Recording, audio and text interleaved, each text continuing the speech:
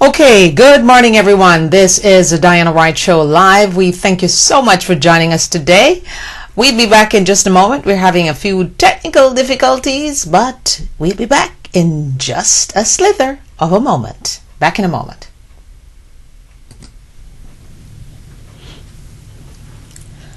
Hello everyone.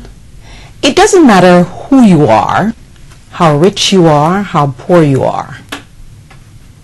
But there has to be a point in your life, and you will come to that point, where you have to take someone you love to the hospital.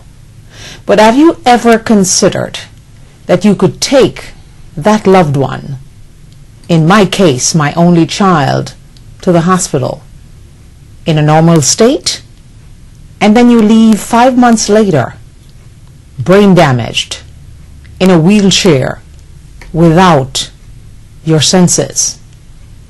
This is my true story, Deadly Negligence, the book, available on Amazon and at my website dianawrighttv.webs.com.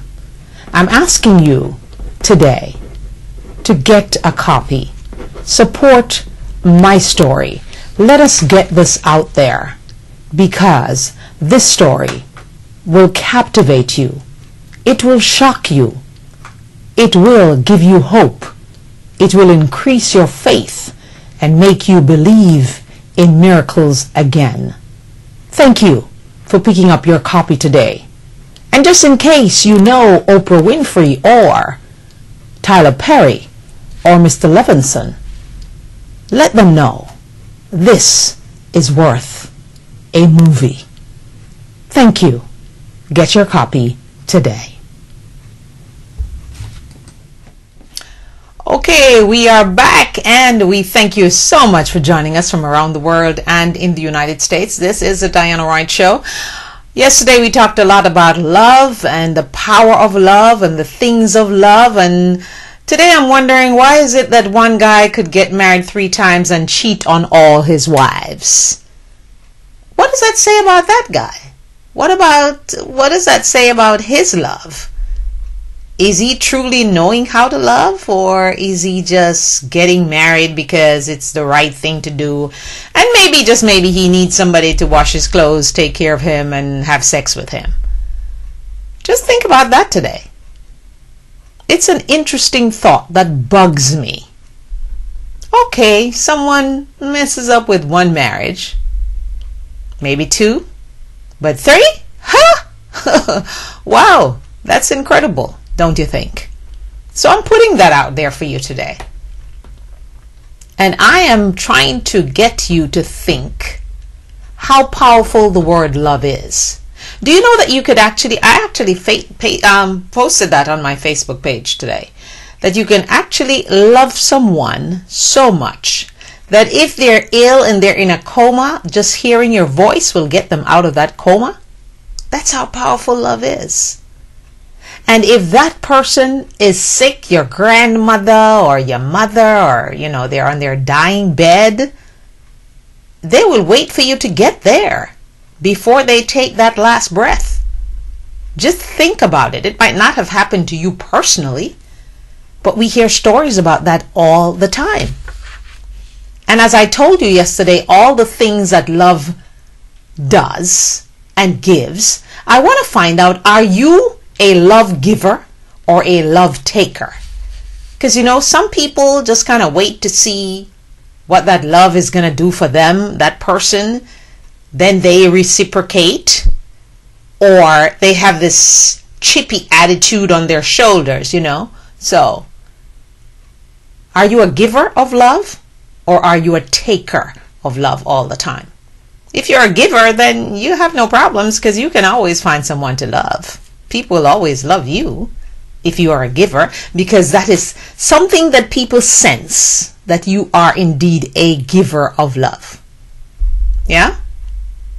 So I truly want you to think about that. I guess everybody's talking about love right now because it's Valentine's Day on Friday. Does some people really know what Valentine's Day means? I think I Love Me Day is more important, April 30th, 2014. And someone wanted to know why I did not wear my I Love Me shirt yesterday when I was talking so much about love. So I decided to wear one today. See, it says I love me. Yeah, I should take this off so you can see it more clearly. But anyway, you get the picture. And when you go to my website and you're trying to tap into the show live when we're on live, what you have to do is you have to go to www.dianawrighttv.webs.com, and then you have to click on the watch live icon in order to get the signal. Then if you miss the show later on in the evening, all you need to do is go back to the website www.dianawrighttv.webs.com and click on the video icon, so you'll see it there. But what we try to do now to make it easier, because some places you just can't get that website, we are now putting it on Facebook so you can access it. All right, so that's what we're doing. In the process of growing and learning a little more technical stuff and figuring out some of the things that you actually have to work with, since I'm not the most technical person on the planet, we will continue to try to do so. So I just want you to think about what you have in you, because you can either be a giver of love or a taker of love all the time, because you know, you have some friends that you're always giving the love and you're not receiving anything from them. Or you have your significant other or your spouse. Yeah, you're married, but you are giving the love, you're giving the conversation, and the guy is just there. Or the woman is just there. They're there in body, but not in spirit and emotion or psychologically or nothing. They're just occupying the space. And then you lie back and you wonder, or you lay back, whichever way you want to say that. And you ask yourself, is this what being married is supposed to be? Is this what having a significant other is supposed to be like? Or am I just simply wasting my time in this particular situation? So I ask you to think about that today. I truly do. Because it is the week to think about love. Not only to go buy me a box of chocolates or some flowers. Think about what love truly means. Are you willing to give it? Or are you just willing to receive it? Which one are you going to choose? Because remember, the Bible tells us that for God so loved the world that he gave his only begotten Son to us. So if God is willing to give, shouldn't we all be givers of love and not just receivers? I kind of think it's supposed to be equal. I want to give, I want to receive, I want to give, I want to receive. I want to receive. Okay? Is there anything wrong with that? Is wanting to receive? Interesting thought for this day. It is Wednesday. Wednesday, what day it is? The 12th. Tomorrow is the 13th. And then Friday is Valentine's Day. What are you going to be doing for that person in your life that you claim you love, you claim you're married to, you claim they are your significant other? I think Valentine's Day is more the day for giving love, showing love. Even, pretending, because lots of us in marriages, we're just pretending because we don't want to go through the hassle of getting a divorce and all those things. So we pretend, oh, it's for the children, oh, it's for this, it's for that, it's for whatever. But most of us, how many happy married people are out there? If you're watching live, you can actually call and let me know that. Are you married and happy? Can you compartmentalize happiness? Can you be happy because of your children doing well and your life is going good, but you're unhappy because your marriage is going awful? Or can you be happy that your marriage is going great and your children are driving you up the wall because they're all doing the wrong things? So are you able to compartmentalize happiness? Or do you have to be happy when all things are going the way you want it to go, or the way it should go? So let me stick the number up here just in case there's anyone brave enough to call in and let me know, should you be compartmentalizing happiness, or should you not? I'd really like to know that, because it's important. Because you see, there are lots of people who are married and unhappy, married and lonely, married and sleeping in separate rooms, married and not communicating, married and just pretending to be there. Or should we all just be single and happy? Maybe. Single, happy. Yeah, you might get a little lonely sometimes. Maybe sometimes blue. But is it better to be single and happy than married and miserable and unhappy and not getting what you want and what you expected and what you need to feed the love in you, so you can indeed be a giver and not just a receiver of love?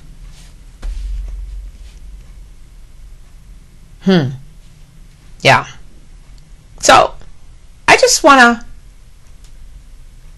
to just have you feed on that, because it's truly, truly, truly important for people to understand what it means to be married, what it means to be in a relationship. Whether you're gay or straight, I don't think it really matters, because gay people have the same problems that straight people do.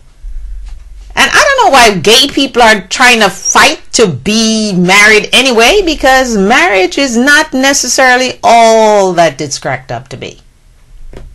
Yeah, the Bible loves marriage. The Bible tells us that God hates divorces. But if we look in the Bible, we see all these guys having X amount of women, doing their thing. Yeah?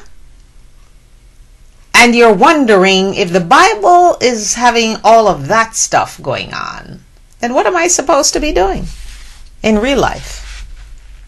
We see all the wars and the fighting and the killing and the murdering, chopping off ears and pulling eyes out in the Bible. And as my mom loved to tell me, there's nothing new under the sun. Men have been cheating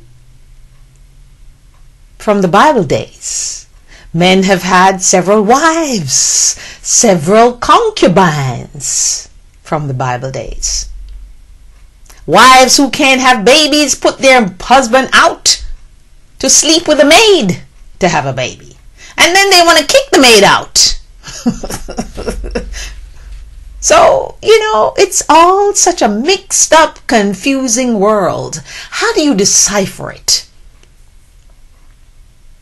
And how do you come with the cream to the top so that you can find your true happiness that you're looking for? Because I just want to be happy, man. I'm serious. I just want to be happy. I just want to do the right thing. I just want to be a good person. That's what I want.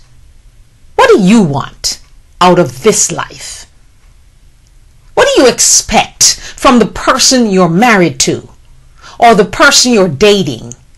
Should we just put that all out on the table all the time, as opposed to keeping it boggled up in our hearts and no one is speaking? And if the other person who seems to be the talker, like Chris Rock liked to say that women are always the talker. You talk, talk, talk, talk, talk, talk. talk too much, women? I say maybe women should just keep quiet sometimes, say nothing, and see what happens. I promise you what's going to happen is that there will be dead silence. Because the guy, he's not going to contribute to any communication unless you start it. And don't you like when they cheat and when they do wrong things, they come home and they try to make it look like it's you? And don't you love the fact that Rand Paul is trying to blame Hillary Clinton for the fact that her husband behaved in a disgusting manner in his days in the White House and prior to, and maybe after, if we listen to all the gossip? So why are we to be blamed for our husband's indiscretion, if you will? I call it sleeping with the enemy. But if you read your Bible and you believe all the things you read in the Bible, then isn't it Bob Marley that says there will be wars and rumors of wars, and we are seeing that today? It's manifesting itself. So ladies and gentlemen, young men and young women, what are you expecting from the love in your life? I'm not talking about your mother's love now and your sister and your brother's love and your family love and your children's love. I'm talking about the love that you have for someone else, intimate love. What are you expecting from that other person? Are you willing to put it out on the table before you get hooked up or before you get knocked up? Or you just want to just not crush the daisies and just pretend? We're all pretenders in our relationships, it seems. Because we pretend like we want to be there, but we're really unhappy and miserable. But isn't it because some of us don't love who we are, so we are seeking someone else to help us along the way? Because if he loves me, then everything is good. If I have a man, my world is complete. You know, I listen to some of those ads on TV, and one of the ads, the woman says, "Oh, he completes me." Hell no, he doesn't. A man does not complete you, and a woman does not complete you. You complete yourself. And you must love who you are first before you try to find someone else to complete you. Because if not, once that lover is gone, that husband or that wife is gone, you're going to go to the bathroom and hang yourself. You're going to shoot yourself. You're going to do things to try to kill yourself, taking all them pills. I see women doing all those crazy things.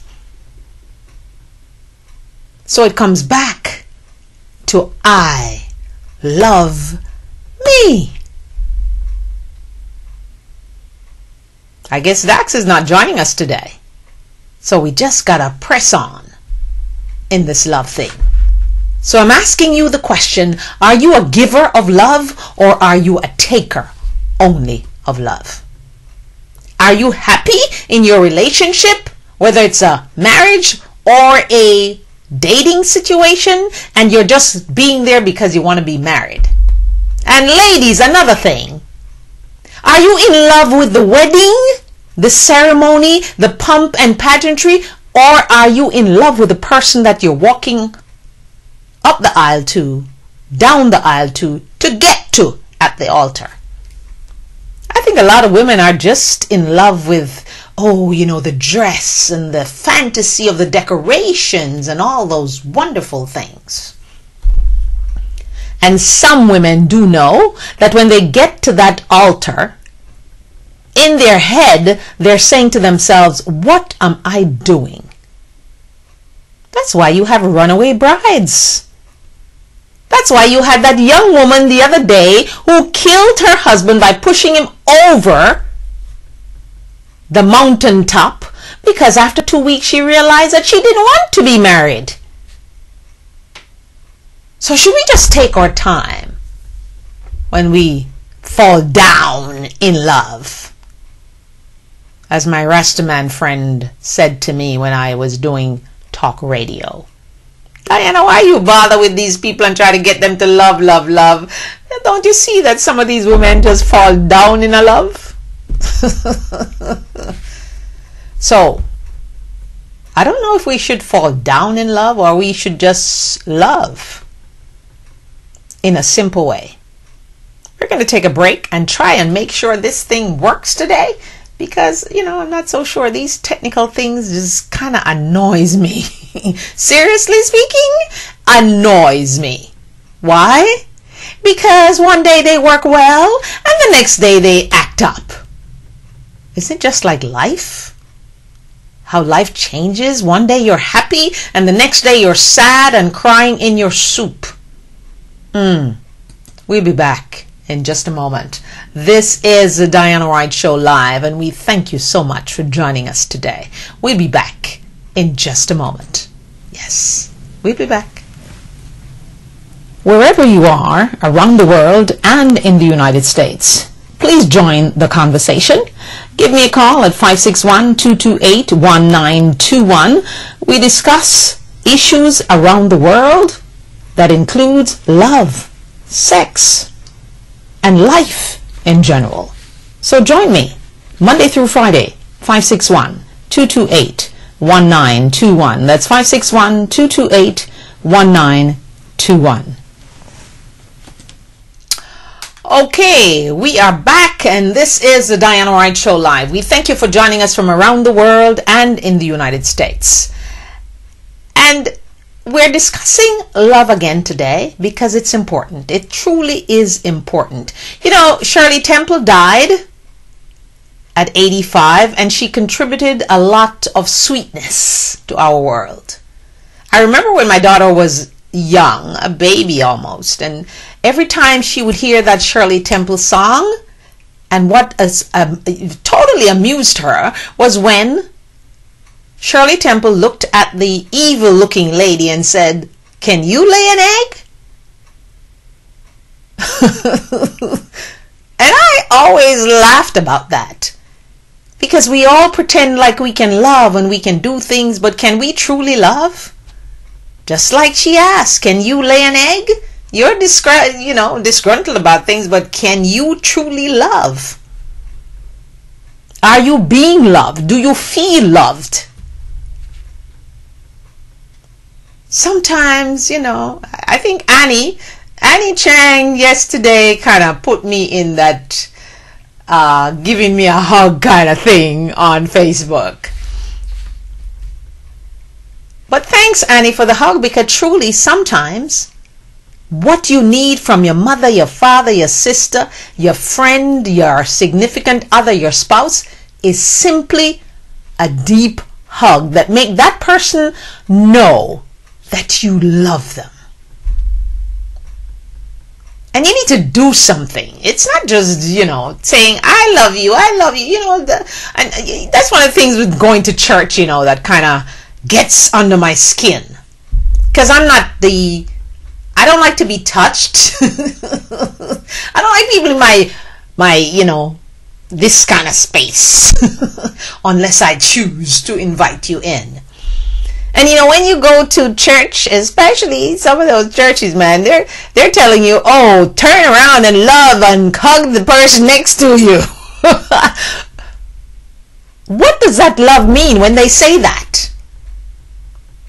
Is that the love for your fellow church person, or what does that love mean?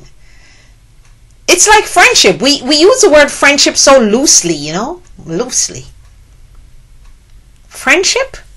Do you truly know what a friend is? A friend is someone that's always there. When you're up, when you're down, when you're mad, when you're sad, when you get mad at them, and when you tell them the truth about themselves. Because a lot of us, we like to only have friends around us who tell us how wonderful we are, and how nice we are, and how we're trying to look up to them and be like them. I don't want to be like anybody. I just want to be me. I just want to love me. I just want to do me. Actually, that's my daughter's phrase. She likes to say, I just want to do me. Seriously. So do you want to do you, or you're depending on someone else to make you do you? Dependency in women is a major weakness. Because we depend on a man for our happiness. A lot of us depend on a man financially. A lot of us feel like we are now complete because we have a guy. That's all fantasy. You are only complete when you love who you are. And on this Valentine's Day, come Friday, when yes, indeed, you will get the cards and the candy and the chocolate and the everything. You'll even go to parties that celebrate Valentine's Day. Accept that love. But I want to know, on April 30th, 2014, what are you going to do for yourself? Realizing and letting everyone around you know that you love yourself. You want to let your spouse know that you love yourself, your family, your friends, and even your enemies, because sometimes you can actually help your enemies to love themselves too, and that's a good thing. That is a thing for you to do. So that's the love for this week. And I'm telling you, every preacher I have turned to this week is talking about love. And with love, there is kindness. With love, there is trust. With love, there is loyalty. That's what it's called. And with love, sometimes there is desperation. Because you're desperate to receive that love that you were longing for from that person, and you're not getting it. And they're there and they're pretending like they like you, but they really don't. They just want to be there because of the financial security or whatever other security you provide. If you are a wife, yeah, you're going to cook the meal and you're going to wash the clothes and iron the clothes and you're going to clean the house or get the house cleaned, whichever. I'd rather get it cleaned. Yeah? And for the guy, for the woman now, because that's the guy thing.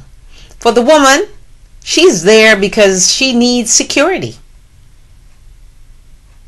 Some women are earning more than their spouses now, so that woman would need security. But she needs the hugs and the kisses and the sincerity and the caring and all that kind of other stuff. She needs a guy, if he's home before her, to start cooking the food if she doesn't have a maid. And I'm wondering sometimes, all these rich people, and they're going home telling me they're cooking. If you're that wealthy, you need to have a chef like Oprah. Oprah knows how to live that life. Okay? So if you are telling me you're wealthy and then you're telling me you have to be cooking and washing and cleaning, something is wrong with that picture, I think. You should be providing employment for somebody else. And do not make sure you're not paying them $7.25 an hour. Make sure it's at least $10.10. According to President Barack Obama. So yes, when we find that love,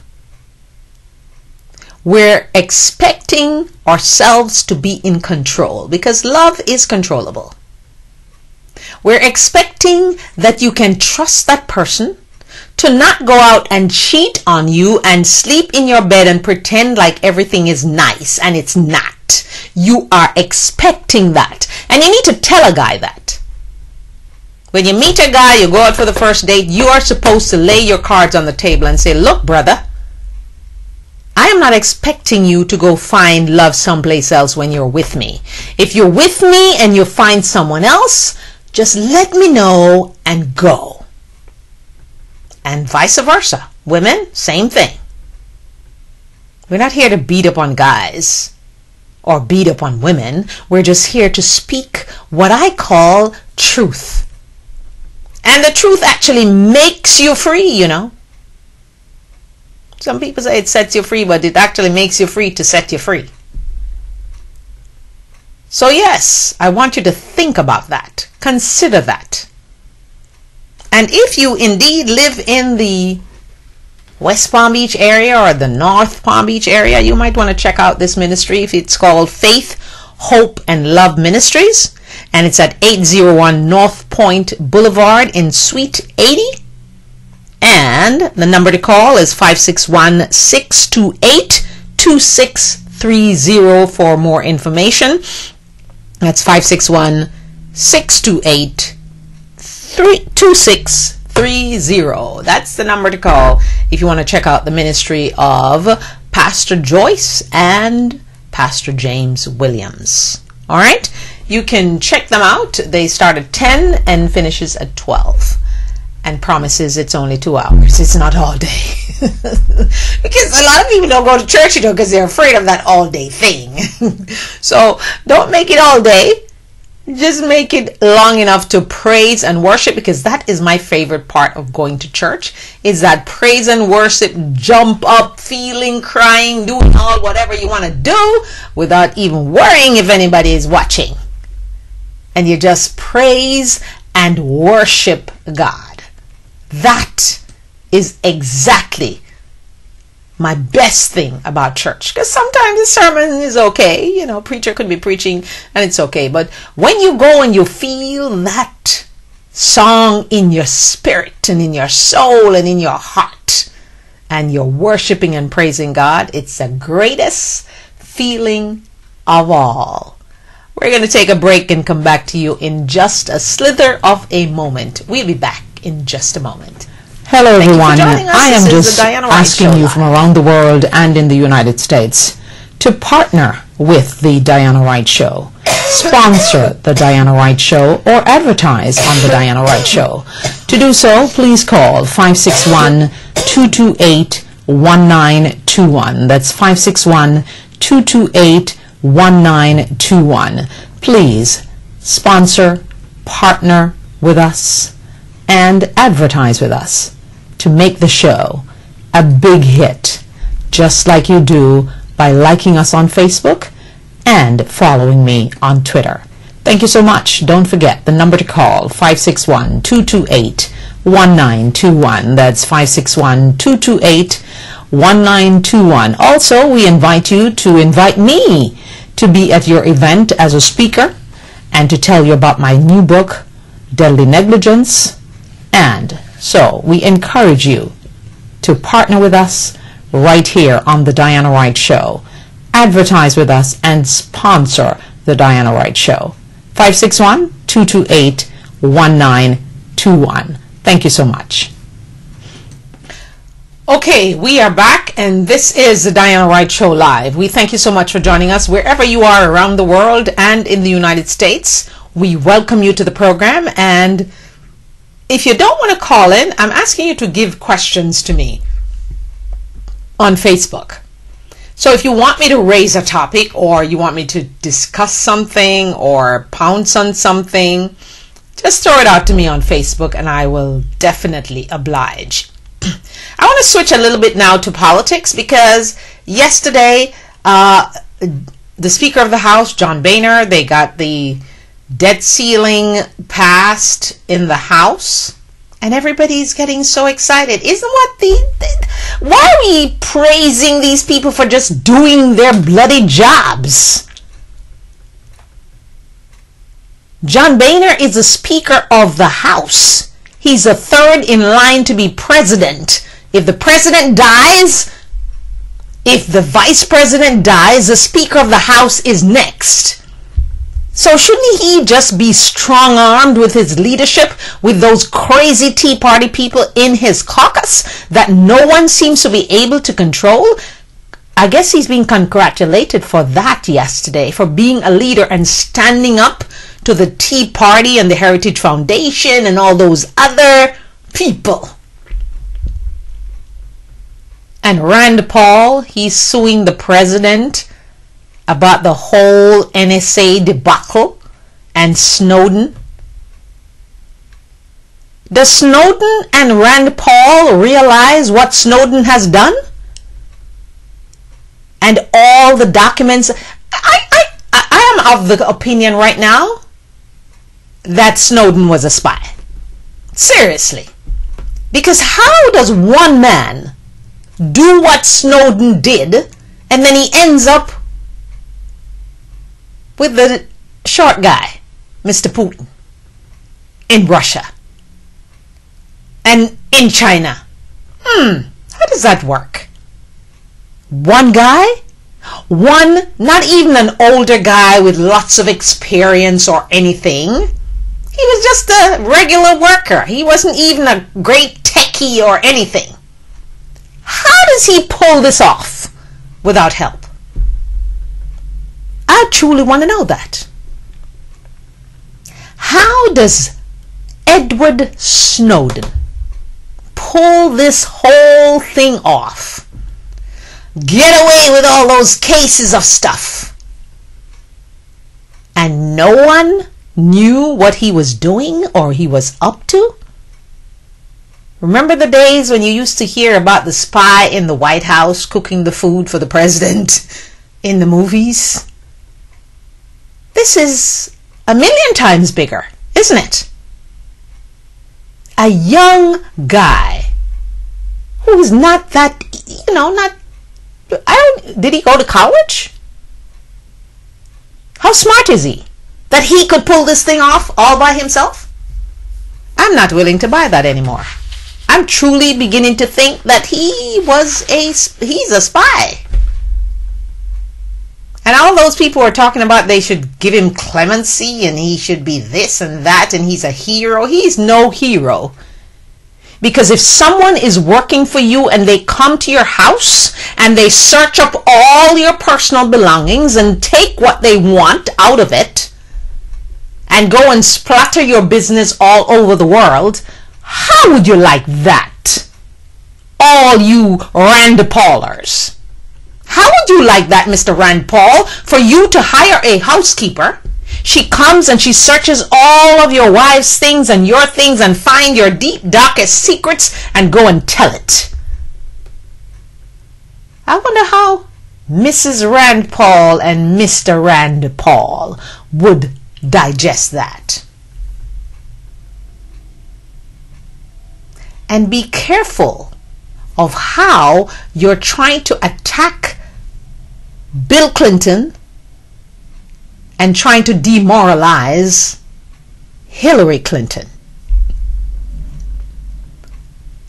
And I'm wondering why we're rushing to 2016 when there's an election this year, November 2014. Remember, we have 2014 that just started, then you have all of 2015, then you have 2016. Why are we rushing over to 2016 before we even deal with 2014? No one has anything in the bag. We love Secretary of State Clinton, but is Mrs. Clinton in touch with the real world? Well, she hasn't driven a car in what? A long time? Is she in touch with the fact that you're earning $7.25 an hour and that is not a living wage?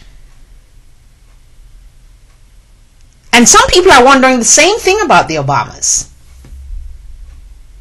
Is Michelle Obama out of touch with what's happening in the world right now because she's First Lady, mingling only with the stars and wearing all the designer things that she might not be able to afford if she was not First Lady? President Obama says he's always fighting every day for the middle class. But how out of touch do these people get when they're living in the cloud? Mr. Armstrong from AOL decided to bring to the surface that his company spent $1 million to save them dying babies. Mr. Silicon Valley wealthy guy, he gets mad. Mr. Chicago wealthy billionaire decides that you and I don't work hard enough. That's why we're not successful. Mr. Shark Tank, he decides that some of us are just lazy. Wow. If our egos were big and if our self-esteem was about to crash, my golly, these guys would be just pounding us into the earth. And let's go back to 2016 for a minute, because some of us have short memories. Remember in 2008? That's 2008. The nomination was Hillary Clinton's for the taking. But then there was a little guy who was a first freshman senator from Chicago named Barack Hussein Obama, who even the black people was not supporting initially, because they actually weren't listening to his message. They were just thinking, oh, Hillary's a woman, she's a Clinton, and she got it locked up, so we're going to go behind her. But then when he won Iowa, everybody kind of took a second look. And then people started to listen to his message. And black people started to say, I'm not going to support him because he's black. And no, you shouldn't. No one should support anyone because they're black, woman, white, Indian, Chinese, Cuban, whatever. Like Marco Rubio. Aren't some of you Cubans sorry you voted for him? Because he's a little crazy. What is he now talking about that? Well, first he was running for president in 2016. We all thought that, but I don't know if that's going to happen anymore.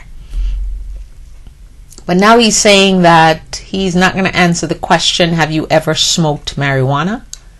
Or is he just going to lie about that the way he lied in his book about the fact that his parents came here because they were running away from the revolution of Castro? No. Him and his family came to America just like you and I came, for a better life. And we became citizens because we chose to be. So why lie? And why can't you answer a simple question? Have you ever smoked marijuana? Yes or no would be a good answer. Not that if I say yes, you won't believe me. No, if I say no, you won't believe me. And if I say yes, all the young people who look up to me are going to be saying, well, he did it, so I can do it too. Well, and that's the reason I tell my child, do not look to anyone else to be your role model but me. And your dad and your grandmother. Because those people who you're looking to be your role model, they will disappoint you every single time. I promise you, they will. So that's the reason we come back to I love me. Because if you love yourself, you can find your own way to raise your own self-esteem and just try to model your parents. And if you don't have any parents, go into yourself. Don't look to other people to validate you, because you will be disappointed. Remember The Land of Disappointment, the book written by Pastor Sewell? Welcome to the land of disappointment. We're all going to be disappointed at some point in our lives, whether we're disappointed with our spouses or significant other or our children, our parents, our friends, or family members. We will be disappointed. But how are you planning to deal with that disappointment, may I ask?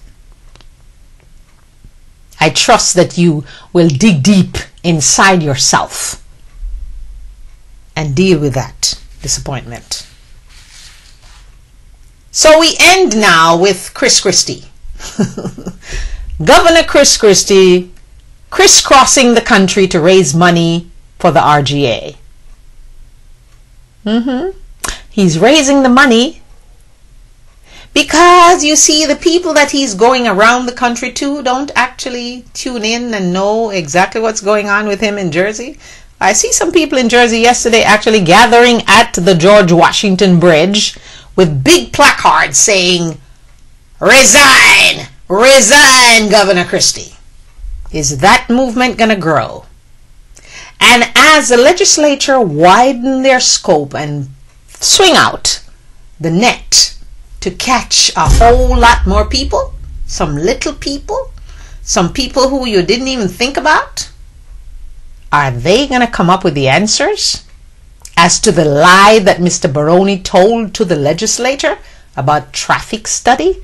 Now, we all know that there was no traffic study, but we do now know that there was political retribution for the mayor, Mr. Sokolage of Fort Lee.